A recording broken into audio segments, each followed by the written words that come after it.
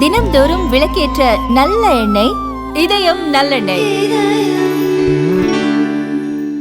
பீகார் மாநிலத்தில் போலி கல்வி சான்றிதழ்களை பயன்படுத்தி ஆசிரியர் பணியில் சேர்ந்த 3000க்கும் மேற்பட்டோரை பணி நீக்கம் செய்ய மாநில அரசு உத்தரவிட்டுள்ளது.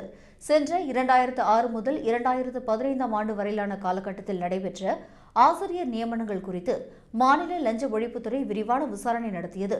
இந்த விசாரணையில் போலி கல்வி நிறுவனங்களின் பெயர்களில் சான்றிதழ்கள் தயாரித்தும் போலி ஆவணங்களை உருவாக்கியும் பெரும் அளவிலான முறைகேடுகள் மூலம் பலர் ஆசிரியர் பணிகளை பெற்றதும் கண்டுபிடிக்கப்பட்டது.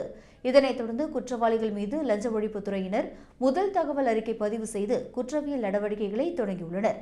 இதுகுறித்து இன்று செய்தியாளர்களிடம் பேசிய மாநில கல்வி அமைச்சர் மிதிலேஷ் திவாரி, தவறு செய்தவர்கள் உடனடியாக பணிநீக்கம் செய்யப்படுவார்கள் என்றும் அவர்கள் மீது கடுமையான ஒழுங்குமுறை நடவடிக்கைகள் எடுக்கப்படும் என்றும் தெரிவித்துள்ளார். மேலும் அவர்கள் இதுவரை அரசிடமிருந்து பெற்ற ஒட்டுமொத்த சம்பளம் மற்றும் படிகள் அனைத்தும் அதற்குரிய வட்டியுடன் சேர்த்து அரசிடம் திரும்ப பெறப்படும் என்றும் அமைச்சர் எச்சரித்துள்ளார். லஞ்ச ஒழிப்புத்துறை விசாரணைக்கு அஞ்சி முன்னரே தங்களது பதவிகளை ராஜினாமா செய்த ஆசிரியர்கள் மீதும் துறை ரீதியான கடுமையான நடவடிக்கைகள் தொடரும் என அதிகாரிகள் தரப்பில் தெரிவிக்கப்பட்டுள்ளது.